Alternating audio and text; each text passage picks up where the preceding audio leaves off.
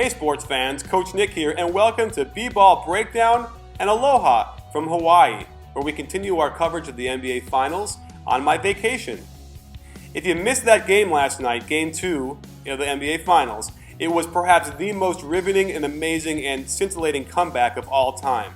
It reminded me of the 15-point deficit made up by the Bulls in 1992, and I was at that game when they played the Blazers and came all the way back. The only difference there was the fourth quarter was when they started down 15, whereas here the Mavericks were down 15 with only 7.5 minutes to go. I also did a recap today, an analysis on the Nuno and Raheel show in Houston. Definitely check it out because I'm doing it after every game, and it's been a great time so far, so shout out to those guys. Let's look at some of the awful turnovers the Mavericks committed during the game, which led to the 15-point lead by the Heat.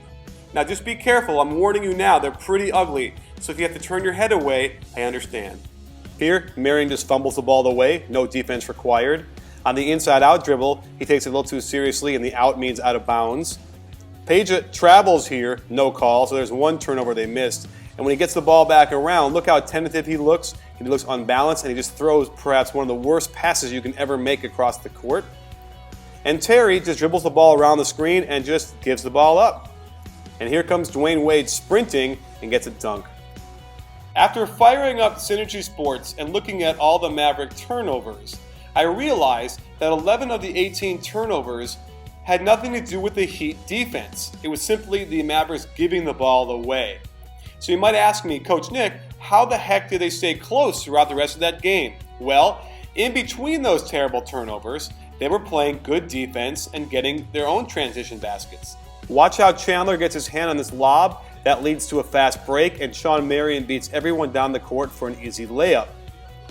Here, watch how Dwayne Wade falls asleep for 2 steps. Way too slow to get out on Stevenson, and he hit a number of three-pointers that were all very crucial.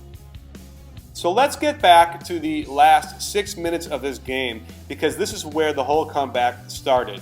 Let's not forget how the Heat angered the basketball gods when Dwayne Wade made the three-pointer to go up by 15, and you saw him hold his follow-through for a long time, and then Dwayne Wade and LeBron James were celebrating as they walked by the Dallas bench.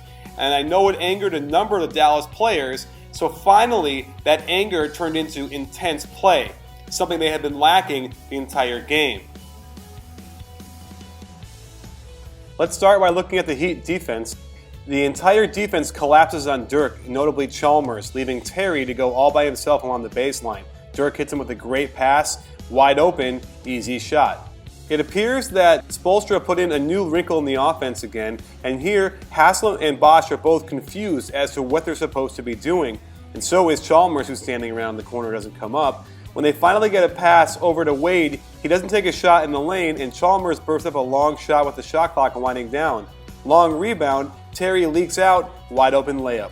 Another problem with this play, watch LeBron James, who's supposed to get back. When Terry leaks out, he gets nowhere in position to stop that layup, and as a result, they get a score. The Heat finally run a good play, sending LeBron all the way around with a series of screens. He gets right to the basket and lets the rim reject him with nobody touching him. Awful choke. With only 5 seconds to go on the shot clock on the out-of-bounds play, LeBron misses Wade, who was open going to the corner, throws it to Chalmers. Watch how Bosch stands around on that drive by Chalmers instead of sliding in. He's not ready for the pass and bricks that shot. First, notice how LBJ will help out on Dirk, making him slow to recover on Marion. And now look at the wrestling move that Chandler puts on Anthony to stop him from helping out on that layup. An old veteran move.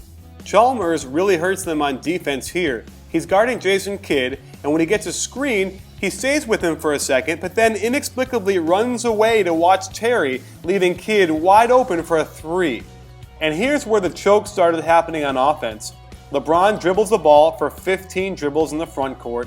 There is no movement, no play, and he's left to try and go one-on-one against a pretty good defender in Marion and takes a very difficult shot that misses. Finally, the Heat come down and run a nice offensive set. Dribble pitch to Wade on top, pick and roll. Bosch gets great position down low, and then just chokes as he goes to the basket and dribbles the ball out of bounds.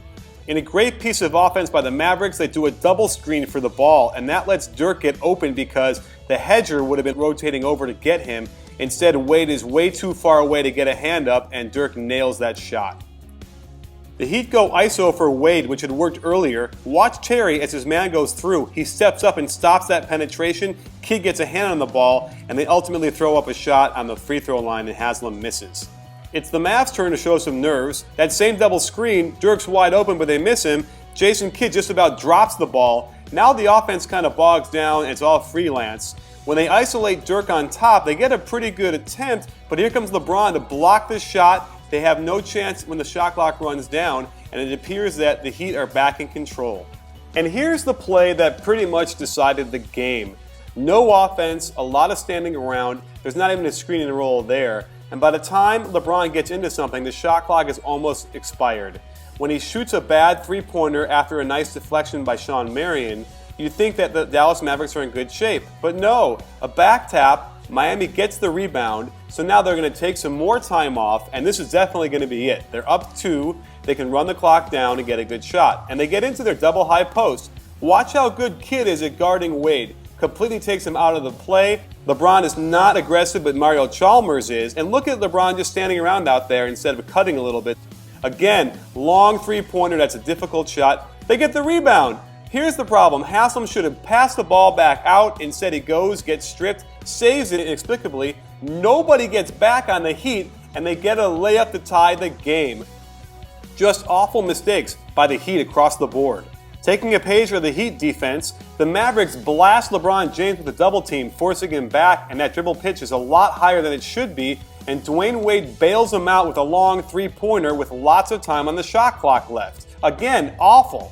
I want you to watch Bosh guarding Chandler. It's his duty, if his man screens, to pop out and help.